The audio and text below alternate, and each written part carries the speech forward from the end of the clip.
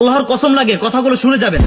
একদিন প্রিয় নবী হযরত মুহাম্মদ সাল্লাল্লাহু আলাইহি ওয়াসাল্লাম জিবরাইল আলাইহিস সালামকে জিজ্ঞেস করলেন, জিবরাইল, তুমি কি আমার উম্মতেরকে জাহান্নামে জ্বলতে দেখেছ?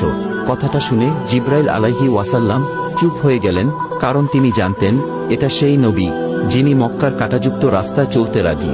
মক্কার অলিতে গলিতে দাওয়াত দিতে গিয়ে পাথরের আঘাত সহ্য করেছেন। তিনি সেই নবী যিনি নিজের সন্তানের চেয়ে তার উম্মতকে ভালোবাসতেন। এই নবীর জন্য কমেন্টে সাল্লাল্লাহু আলাইহি সাল্লাম বলে যাবেন। আল্লাহর কসম লাগে কথাগুলো শুনে যাবেন। একদিন প্রিয় নবী হযরত মুহাম্মদ সাল্লাল্লাহু আলাইহি ওয়াসাল্লাম জিবরাইল আলাইহিস সালামকে জিজ্ঞেস করলেন, জিবরাইল, তুমি কি আমার উম্মতেরকে জাহান্নামে জ্বলতে দেখেছ? কথাটা শুনে জিবরাইল আলাইহি ওয়াসাল্লাম চুপ হয়ে গেলেন, কারণ তিনি জানতেন এটা সেই নবী যিনি মক্কার কাঁটাযুক্ত রাস্তায় চলতে রাজি। মক্কার অলিতে গলিতে দাওয়াত দিতে গিয়ে পাথরের আঘাত সহ্য করেছেন। তিনি সেই নবী যিনি নিজের সন্তানের চেয়ে তার উম্মতকে ভালোবাসতেন। এই নবীর জন্য কমেন্টে সাল্লাল্লাহু আলাইহি সাল্লাম বলে যাবেন।